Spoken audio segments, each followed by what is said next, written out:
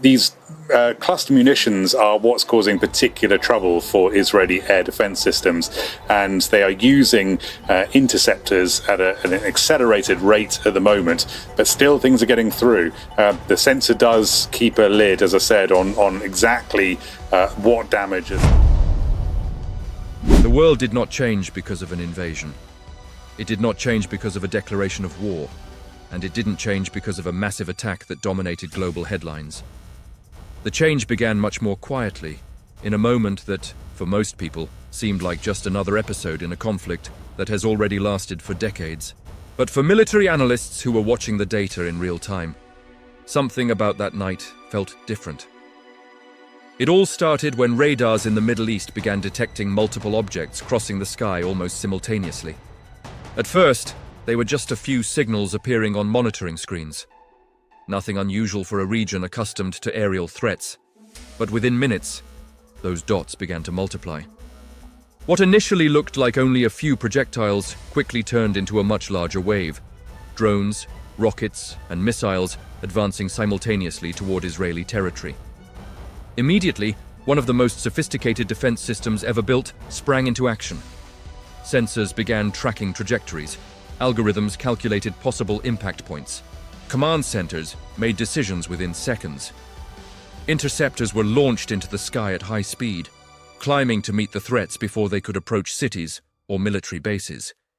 Explosions began lighting up the night sky, marking the moments when projectiles were destroyed mid-air. For a few minutes, everything appeared to be working exactly as designed.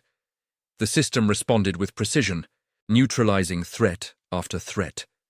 Scenes like this had happened many times before, reinforcing the reputation of a technological shield that seemed almost impossible to penetrate. For years, this system had been presented as an example of how advanced technology could protect a country surrounded by constant risks. But then a detail emerged that almost no one outside the circle of specialists noticed.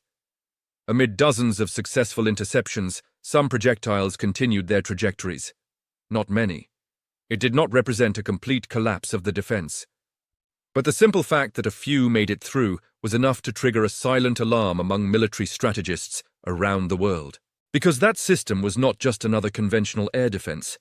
It was considered one of the most sophisticated defensive architectures on the planet, built precisely to prevent attacks like that from succeeding. And when a system designed to offer that level of protection begins to show small gaps, even rare ones, the issue stops being only about a specific attack. It becomes about limits. That night, the real story was not only in the explosions visible in the sky or in the projectiles that were successfully intercepted. The story was hidden in the few that were not. Because in modern warfare, sometimes a system does not need to fail completely for something important to change. Sometimes all it takes is a single moment when the world realizes that even the most advanced shields have pressure points, and that someone, somewhere, is trying to discover exactly where they are. To understand why that small detail drew so much attention from military analysts, it's necessary to understand what exactly was at stake that night. Israel does not rely on a single air defense system. Over decades, the country built something far more complex. An entire protective architecture designed to detect, calculate, and destroy threats before they even approach urban areas or strategic installations. It is not just about advanced technology, but about a defense philosophy based on anticipation. The idea has always been simple. If the country cannot completely prevent attacks, then it must be capable of neutralizing them while they are still in the air. This project began to take shape after Israel realized that modern wars were changing. Instead of large armies crossing borders with tanks and aircraft, threats began emerging in a different way. Short-range rockets launched from neighboring territories, ballistic missiles capable of traveling hundreds of kilometers, and more recently, inexpensive drones that can fly low and evade many traditional detection systems. The response was to create a layered defense. One layer focused on intercepting simple, short-range rockets, the kind that can be launched quickly and in large numbers. Another layer designed to deal with more sophisticated threats, such as medium-range missiles. And a third line of defense intended for even more dangerous scenarios involving ballistic missiles capable of traveling much farther and much faster. All of this is connected by a network of extremely sensitive radars, highly automated command centers, and decision systems that operate within seconds. When a projectile is detected, the system immediately calculates its trajectory, estimates where it might land, and decides whether interception is necessary. If the predicted impact is in an uninhabited area, the system sometimes simply observes. But if there is a risk to cities or critical infrastructure, the interceptor is launched almost instantly. For years, this system built an impressive reputation. Successful interceptions became almost routine, often happening so quickly that most people only saw the final result, an explosion in the sky and the feeling that the threat had been neutralized before it could even become real. That consistency created something powerful: trust. Trust within the country that attacks could be contained. Trust among allies that this technology represented the future of modern air defense. Trust among military strategists that systems like this could, in theory, drastically reduce the impact of missile-based warfare. But there is an important detail in any defensive system, no matter how sophisticated it may be. It was designed based on certain calculations, certain expectations, certain limits. And when an attack begins to push those limits, even if only slightly, what once seemed like an almost perfect shield starts to reveal something different. Not a complete failure, but a kind of tension within the system itself. And for those who study military strategy, it is exactly in moments like these that the most important questions begin to emerge. The central point of this story is not only the defense system, it is the type of attack it faced. For many years, most of the threats Israel needed to intercept followed a relatively predictable pattern. Rockets were launched in limited quantities, often individually or in small salvos. This allowed the system to quickly identify each projectile, calculate its trajectory, and launch enough interceptors to neutralize them before impact. But modern warfare began to evolve. And along with it, the way defense systems are attacked also evolved. Instead of relying only on a few more sophisticated missiles, many strategists began exploring something much simpler, and at the same time much harder to contain: saturation. The concept is straightforward. A defense system may be extremely advanced, but it still depends on time, calculations, and available interceptors. Every detected threat requires a response. Every response requires resources, and every resource has physical limits. Now imagine that instead of a few projectiles, the system must deal with dozens or even hundreds of objects arriving almost at the same time. Some are cheap drones, flying low and slowly. Others are simple rockets, launched in large quantities. Still others are faster missiles, designed to arrive first and force an immediate reaction. Suddenly, the problem stops being purely technological. It becomes mathematical. Radars must track multiple targets simultaneously. Algorithms must decide which threats represent the greatest risk, and interceptors must be launched in the correct sequence to prevent any of them from breaking through the shield. This type of attack does not try to destroy the system directly.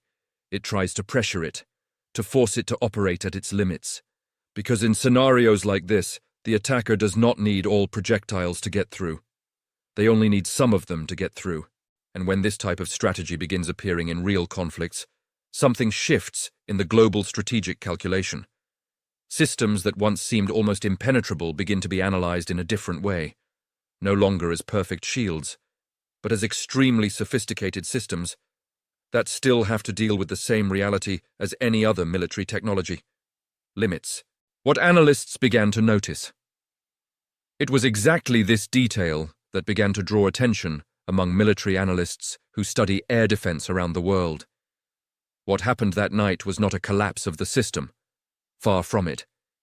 The overwhelming majority of threats were successfully intercepted exactly as the system was designed to do.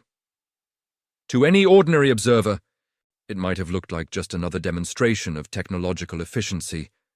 But specialists tend to look at different things. They do not analyze only what worked. They analyze where the small gaps appeared, because those gaps, even when they are rare, reveal something extremely valuable: how a system reacts when it begins to be pushed toward its limits. In military reports and strategic studies, there is a question that appears constantly when analyzing missile defense. What happens when the volume of an attack begins to approach the system's maximum response capacity? This is the point where defensive systems start to face difficult decisions. Which targets should be intercepted first? Which ones represent a real threat? Which ones can be ignored? These decisions are made in seconds, often based on automated calculations. But in a saturated scenario, every second matters, and every interceptor launched must be used in the most efficient way possible. When analysts observed the data from that attack, they noticed something interesting. The system remained extremely effective, but the number of objects arriving at the same time was approaching what military strategists call the operational pressure zone. It is not the point where the system completely fails. It is the point where it truly begins to be tested. And it is exactly in this type of scenario that new military strategies start to emerge. What happened that night in the Middle East may eventually be remembered not just as another episode in a regional conflict, but as a small glimpse of something larger. Because the same principle being tested, there is now being studied by militaries in many parts of the world. The idea that massive, coordinated, and relatively inexpensive attacks can pressure extremely expensive defense systems is becoming one of the central themes of modern military strategy. Today, drones can be produced for a fraction of the cost of many interceptors. Simple rockets can be manufactured in large quantities, and new technologies are allowing these attacks to become increasingly coordinated. This creates a very interesting strategic dynamic. Defending the sky can be extremely expensive, but saturating it can be relatively cheap. If this logic continues to evolve, countries that rely heavily on technological shields will need to develop new responses. Systems based on lasers, cheaper interceptors, or artificial intelligence capable of managing even larger volumes of threats are already being studied. But these technologies are still under development. Meanwhile, the battlefield continues to evolve. And perhaps that is exactly why that small detail on that night drew so much attention among specialists. Because the story was never only about the missiles that were intercepted. The real story was in the few that were not. And sometimes, in military strategy, it is precisely those small details that reveal where the future of warfare may be heading.